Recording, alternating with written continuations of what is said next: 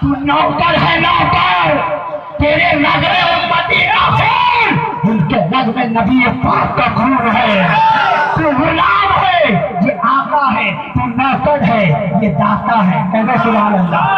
अगर कोई मौलवी बोल रहा है तो उन्हें सुना देना कि इमाम हजरत आला हजरत है, इमाम अहमद रजा है, अपने पीर के घर पहुंचे। जैसे ही मारेहरा शरीफ पहुंचे, देखते क्या है, उनके पीर के छोटे से लड़के हैं जो सोने की अंगूठी पहने हुए हैं। अब आला हजरत इमाम अहमद रजा ने देखा, शरीयत का हुक्म दिमाग पे नाजिल हो गया, शरीयत का हुक्म जहन में आ गया। आला हजरत का जहन कह रहा है इमाम अहमद रजा शरीयत के खिलाफ सैयद साहब कर रहे हैं। दिल बोल रहा है अहमद रजा आगे बढ़ने से पहले सोच लेना, जो इल्म तेरे सीने में है, इन्हीं के नाना का इल्म तेरे सीने में। दिमाग अलग बोल रहा है, दिल अलग बोल रहा है। दिमाग कह रहा है इमाम अहमद रजा खड़े हो जाइए, फतवा सादिर कर दीजिए। दिल बोल रहा है अहमद रजा जिसके दर का तुम नौकर है, जिसके दर का तुम गुलाम है, जिसका तुम सदका खा रहा है, उन्हीं का बेटा बैठा हुआ है। पहले से पहले सोच लेना। दिमाग और मोहब्बत और आखिर की लड़ाई होती है। मोहब्बत कह रही थी सैयद बैठा है, आखिर कह रही है सैयद के खिलाफ है, दोनों का मिलन होता है। इमाम आला हजरत, इमाम इश्क़ मोहब्बत आला हजरत खड़े हो जाते हैं। सुन लीजिए, कल अगर कोई एक जुमला अनवार अशरफ का गलत नहीं कर सकता, तारीख के हवाले से मैं बोलना चाहता हूँ। रिजवानुल हुदा सरकार बैठे हैं, अब वाक़या सुनिए। आला हजरत खड़े हो गए। सोने की अंगूठी पहनना हराम है, एक चांदी की अंगूठी 4.5 मासा से कम पहनने का हुक्म है। मर्द सोने की अंगूठी नहीं पहन सकता है। शरीयत के खिलाफ पीर साहब के बेटे कर रहे हैं, वो बच्चे हैं, वो नाबालिग है। आला हजरत सोच रहे हैं फतवा दूं तो कैसे दूं। आला हजरत सोच रहे हैं मसला बताऊं तो कैसे बताऊं। मेरे पीर का बेटा बैठा है, रसूल पाक का जानशी बैठा है, रसूल पाक का खून बैठा है, रसूल पाक का नूर बैठा है। ज़हन में कसमकश हुआ। आला हजरत खड़े हो जाते हैं। खड़े होने के बाद अपने पीर के बेटे के पास गए, अदब से जो अर्ज करते हैं सरकार आपका खानदान बड़ा खानदान है, आपको दौलत की कमी नहीं है, आपको शोहरत की कमी नहीं है। सरकार मैं अहमद रजा हूँ, आपके दर का एक गुलाम हूँ, आपके दर का एक नौकर हूँ, आपके नाना का एक आशिक बोल रहा है। अहमद रजा अर्ज कर रहा है सरकार दौलत की क्या कमी है, सरकार ये जो सोने की अंगूठी है मुझको अता फरमा दीजिए। सुने फतवा सुने। आज लोग सैयदों पे अंगुलियां उठा देते हैं। मैं तो कहता हूँ जो शख्स महफिल हैदर में जा नहीं सकता, अली के नाम का नारा लगा नहीं सकता, अली के बेटे जो शख्स पूरी जवानी के साथ बेदारी के साथ सुनिएगा, उन लोगों के लिए जो शख्स महफिल हैदर में जा नहीं सकता, अली के नाम का नारा लगा नहीं सकता, अली के बेटे इजाजत अगर नहीं देते किसी का बाप भी जन्नत में जा नहीं सकता। तुम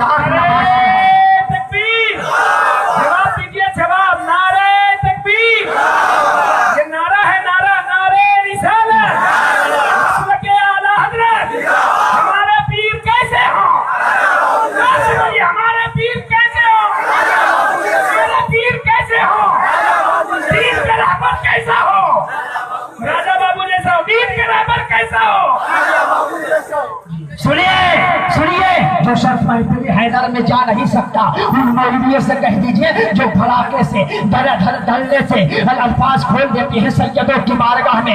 मैं कहना चाहता हूँ सुनिए, जो शख्स महफिल हैदर में जा नहीं सकता, अली के नाम का नारा लगा नहीं सकता, अली के बेटे इजाजत अगर नहीं देते किसी का बाप भी जन्नत में जा नहीं सकता। इनके बाप दादाओं की जन्नत है। बड़े गौर से सुन लीजिए, बड़े दलील से कहना चाहता हूँ, कोई बड़ा से बड़ा मुफ्ती हो जाए, बड़ा से बड़ा आलिम हो जाए, एक फतवा सुनिए, फतवा मुफ्ती फैजान हुदा आएंगे, सरकार से पूछिएगा सरकार बैठे हैं, अनवार अशरफ जो फतवा बोला है वो सही है या गलत है, आप पूछ लीजिएगा।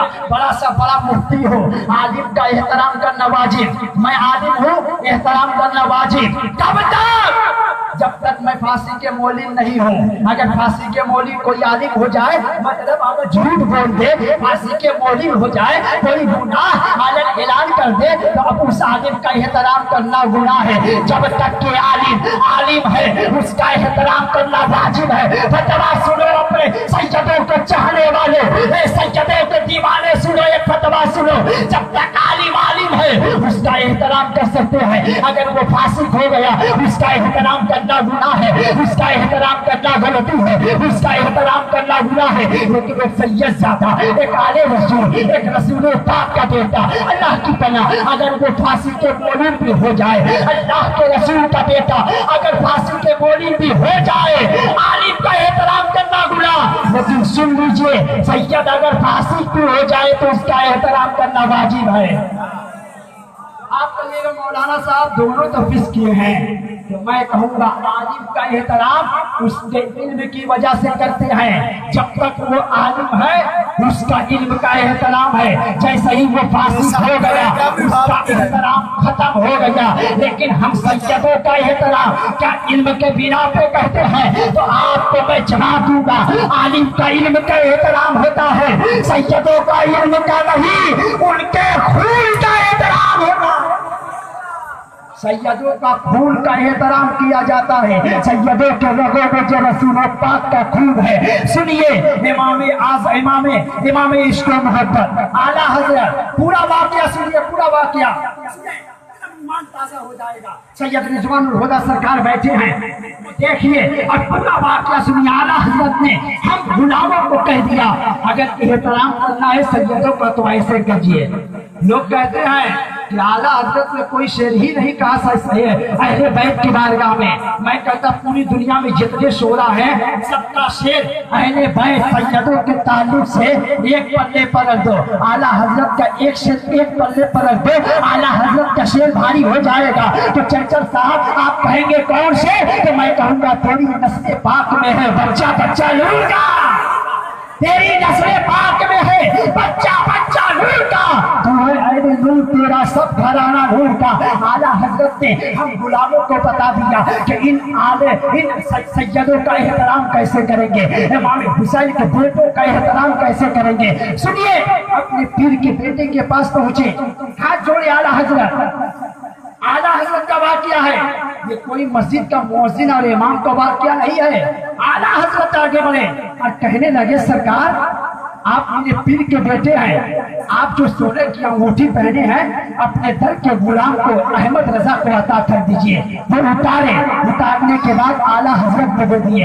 اعلیٰ حضرت لیے پاکٹ میں رکھ لیے. رکھنے کے بعد جو اپنے گھر آئے, بریلی آئے, ایک دو دن کے بعد پھر سفر کر کے ماہیرہ شریف آتے ہیں. آنے کے بعد پھر سید صاحب اپنے پیر کے بیٹے کی بارگاہ میں آئے, بیٹھے ہوئے تھے. اعلیٰ حضرت اپنے پاکٹ سے چاندی کی ایک انگوٹھی نکالتے ہیں, 4.5 ماشا سے کم تھی. اس انگوٹھے کو نکال کر کے آل رسول مارا ہروی کے بیٹے اپنے پیر کے بیٹے کو دیتے ہیں. فرماتے ہیں یہ لیجئے, یہ غلام کی طرف سے تحفہ ہے, پہن لیجئے. پھر سونے کی انگوٹھی نکالتے ہیں, فرماتے سرکار اس کو رکھیے اور مخدومہ کے لیے کوئی زیور بنا دیجئے گا. اعلیٰ حضرت فرما رہے ہیں دیکھو قلم سب کے لیے چلتا ہے لیکن سیدوں کے لیے الگ انداز میں قلم چلایا جاتا ہے. کا مولوی ہے, قلم اٹھایا سیدوں پہ لکھ دیا, قلم اٹھایا سادات پہ لکھ دیا. اے مولوی, اگر پڑھا لکھا مولوی ہوتا تو نہیں اٹھاتا. پوری دنیا میں ہم ایک نام نہیں لے رہے ہیں, الحمدللہ مرکزی ادارہ دارالعلوم ضیاء الاسلام کا میں ادنا سا ٹیچر آج آپ کو پڑھا رہا ہوں. یہ سیدوں کا صدقہ ہے. میرے والدین میرے باپ دادا کوئی عالم مفتی نہیں ہے, لیکن الحمدللہ پورے ہندوستان میں تقریر ہو رہی ہے. وہ پوچھتے ہیں تو ہمارے شیخ کے پاس کسی اور کا صدقہ نہیں ہے, یہ سیدوں کا محبت کا صدقہ پایا ہے. سنیے, اگر کوئی مولوی کہہ دے تو میں پوچھنا چاہتا ہوں, قرآن کی آیت ہے انما یرید اللہ لیذھب عنکم الرجس اہل البیت لیطہرکم تطہیرا. سنیے, مولانا مناظر صاحب اس میں رجس کا استعمال ہوا ہے. انوار اشرف کا ترجمہ کرتا ہے یہ اہل بیت اللہ نے آپ کو پاک فرما دیا. کچھ لوگ کہتے ہیں اللہ پاک کرنا چاہتا ہے. پاک کس کو کریں گے آپ؟ جو ناپاک ہو.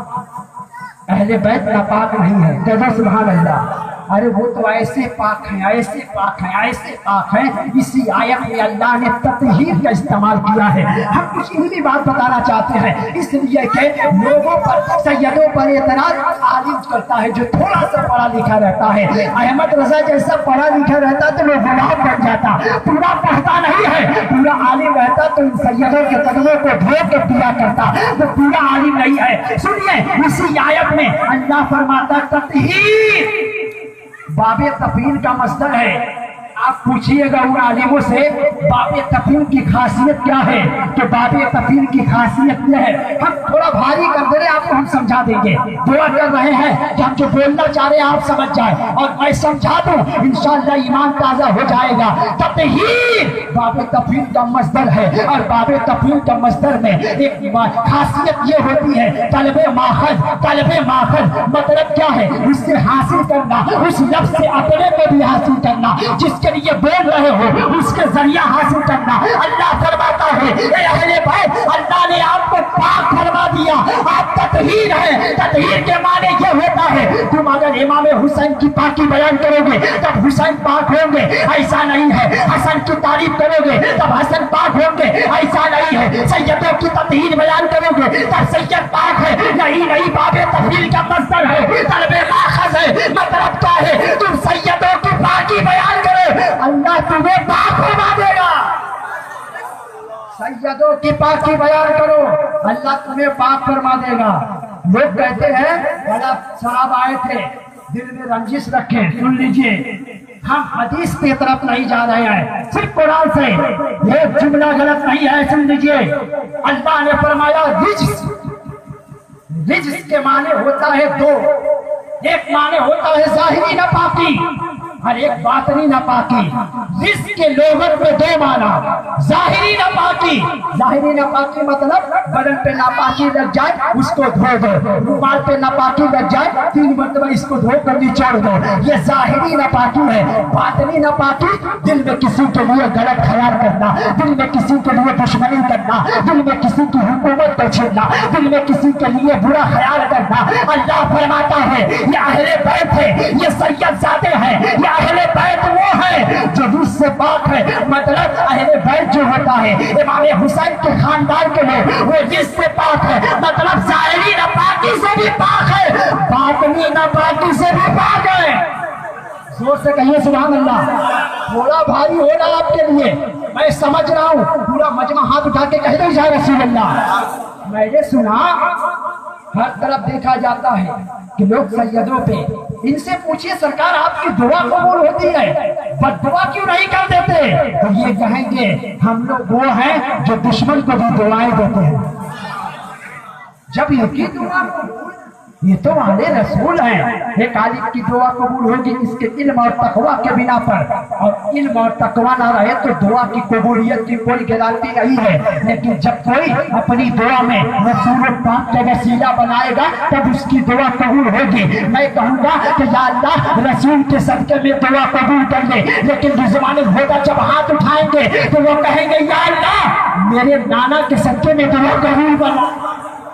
یا اپنے خاندان کا وسیلہ دیں گے میری دعا قبول ہو یا نہ ہو. اگر سید خدا کی دعا قبول نہیں ہوگی تو لوگ کہیں گے دیکھو ان کے نانا کا وسیلہ لیا گیا نہیں قبول ہوا ہے. تو خاندان والے کی بولی سنی جاتی ہے، خاندان والوں کا رتبہ سنا جاتا ہے. ایک واقعہ سنیے کربلا میں امام حسین، اور ریکارڈ کر لیجیے گا. جب آپ کے علاقے میں مائک لگے اور ان مخالفوں تک آواز جائے تو اس واقعے کو تاریخ کے حوالے سے پیش کیجیے گا.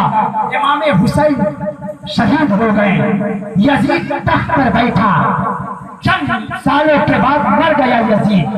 ایک روایت چند مہینوں کے بعد مر گیا یزید. یزید کے بیٹے کو تخت پر بیٹھایا گیا. مروان ابن حکم جو जो यजीद का सिपाह सलार था उसको बैठाया।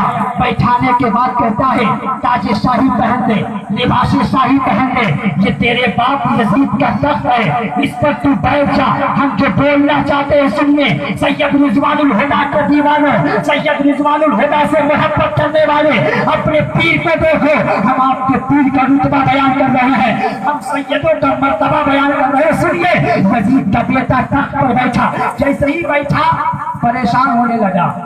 चंचल साहब तारीख दुआओं से नवाजिएगा। आप बहुत बड़े बड़े लोगों के साथ जलसा पढ़ते हैं। सुनिए चंचल साहब, सुनिए। यजीद का बेटा तख्त पर बैठा, पसीना पसीना हो गया, लिबास शाही ताज शाही पहने हुआ था। जब बैठा पसीना पसीना हो गया, घबराने लगा। यजीद के बेटे से मरवान इब्ने हुकम ने कहा, यजीद का बेटा इतनी घबराहट क्यों हो रही है? यजीद के बेटे ने कहा, इस तख्त से मुझको अहले बैत की मुखालिफत की बू आ रही है। तो मरवान ने कहा, फिर तो यजीद का बेटा कह रहा है मेरा बाप यजीद हुसैन का दुश्मन था, मैं यजीद का बेटा हुसैन का गुलाम हूं। जोर से कहिए ना सुभान अल्लाह। यजीद का बेटा, यही तो हुसैन की जीत है।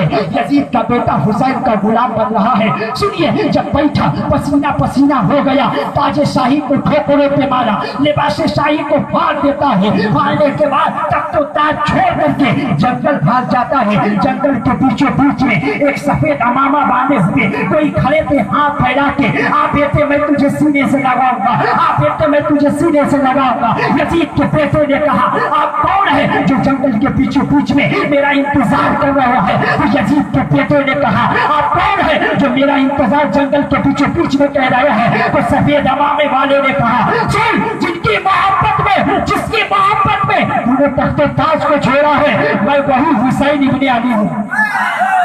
जोर से कहिए या हुसैन, और जैसे या हुसैन।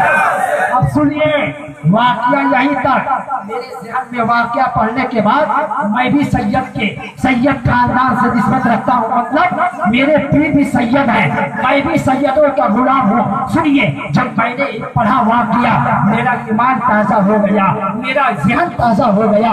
अल्लाह अल्लाह, जब मेरा हुसैन अपने कातिल के बेटे को सीने से लगा रहा है, जब मेरा आका हुसैन अपने दुश्मन के बेटे को सीने से लगा रहा है, जब मेरा मौला हुसैन अपने कातिल और दुश्मन के बेटे को सीने से लगा रहा है, हम तो सैयदों से मोहब्बत करते हैं, हम तो हुसैन के बेटे से मोहब्बत करते हैं, हम तो इमाम हुसैन के लाल से मोहब्बत करते हैं। जब इमाम हुसैन अपने कातिल के बेटे को सीने से लगा सकते हैं, कसम खुदा की कयामत के दिन हम गुलामों को भी इमाम हुसैन सैयद रिजवानुल हुदा के सदके में हमें सीने से लगा।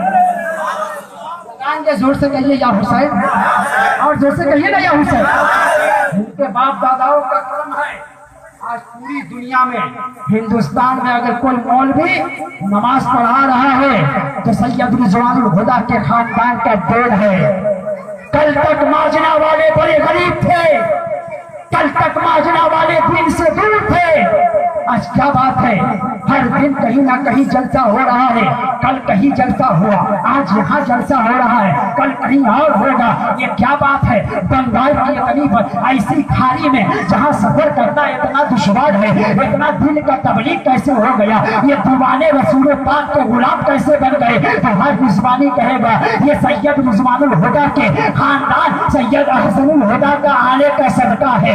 ये सैयद रिजवानुल हुदा के खानदान, सैयद अहसनुल हुदा के पैरों का सदका है कि काफी वाले गरीब थे, सैयद का कदम पड़ गया, अपने पीर के नाम पर दौलत उठा दिया। नोटबंदी हो रही है, लोग नोट बचा रहे हैं, अपने पीर को देख कर तो यार दौलत लुटा रहे हैं। अगर आज कोई देख ले तो कहेगा मुसलमानों के पास नोट बहुत है, तो काफी के मुसलमान कहेगा हाँ हाँ हम गरीब सही है, लेकिन पीर के नाम पर रुपया नहीं जान लुटा सकते हैं। जोर से कहिए या रसूल अल्लाह, और जोर से कह दीजिए या रसूल अल्लाह। तब तो हम कहते हैं मैंने कनाल चचा के लिए अपने पीर सैयद अहसनुल हुदा की बारगाह में ये दीवानावार खिदमत किए हैं। इनसे पूछिए, ये हमारे लश्कर चचा है, ये कनाल चचा है, रेहान भाई है, ये तमाम लोग हर साल पिंड शरीफ जाते हैं। हम पूछेंगे कि आप पिंड क्यों जाते हैं, पिंड क्यों जाते हैं? جانے کی وجہ کیا ہے؟ میں نے 4 مصرے لکھے تھے، آتے آتے میرے ذہن میں 4 مصرے آ گئے کہ دن کیوں جاتے ہیں؟ آخر ہر قوم میں ولی کا جشن، سید احسن پیا کا جشن کیوں مناتے ہیں؟ تو انوار اشرف کہے گا، پوری بیداری کے ساتھ سنیے گا، کنال چچا دعا سے نوازیے، ولی کا جشن منانے سے کون روکے گا؟ کوئی مولوی روک پائے گا؟ آپ کے پیر کا جشن منانے سے کوئی مولوی روک پائے گا؟ اس کی امامت رک جائے گی۔ زور سے کہیے نا سبحان اللہ۔ سیدوں پہ انگلی اٹھانے والے کا سن لیجئے، چل چل صاحب، سیدوں پہ کوئی اگر کرم کرتا ہے، کوئی احسان کرتا ہے، اس کا بدلہ دنیا میں مل جاتا ہے۔ آپ کہیں گے آپ نے نہیں دیکھا، جنید بغدادی ہار گئے تھے دنیا میں، قیامت میں تجھے تاج ملے گا۔ جنید بغدادی کو خواب میں میرے آقا نے فرمایا تھا، اے جنید تو نے میرے ایک بیٹے پہ احسان کیا ہے، قیامت میں جو ملے گا وہ ملے گا۔ سیدوں پہ جو احسان کرتا ہے اس کا احسان ادھار نہیں چکتا کیا جاتا ہے، اس کا احسان ادھار نہیں فوراً دیا جاتا ہے۔ اے جنید کل تک تو پہلوان تھا، ولیوں کا امام بنا دیا جاتا ہے۔ اور سن لیجئے، جو سیدوں پہ احسان کرے گا اس کا بدلہ فوراً، اور جو سیدوں کا دشمن بن جائے گا اس کو بھی سزا فوراً ملا کرتی ہے۔ دونوں طرف ہے، دونوں طرف۔ آنکھوں دیکھا حال ہے، میں نے دیکھا ہے، جو سیدوں کا غلام ہوتا ہے اس کو دنیا بھی سدھر جاتی ہے۔ غلط کہہ رہا ہوں؟ غلط کہہ رہا ہوں؟ آپ کے پیر سید صاحب ہے، ڈاکٹر صاحب سنیے، آپ کے پیر سید صاحب ہے، ان کے ساتھ کوئی کرم کرے، ان کے ساتھ کوئی کیا کرم کرے، اگر ان کا غلام بن جائے دنیا بن جاتی ہے، اور اگر کوئی ان کا دشمن ہو تو قیامت میں قبر میں تو اس کے ساتھ جو ہوگا وہ ہوگا، دنیا میں بھی اس کے ساتھ دنیا میں بدلا دیا جاتا ہے۔ سنیے 4 مصرے انوار اشرف کہتا ہے کہ ولی کا جشن منانے سے کون روکے گا؟ زور سے سبحان اللہ۔ ولی کا جشن منانے سے کون روکے گا؟ ہمیں بہشت میں جانے سے کون روکے گا؟ 1000 بار پیٹ شریف جائیں گے، 1000 بار، 1 2 بار نہیں، 1000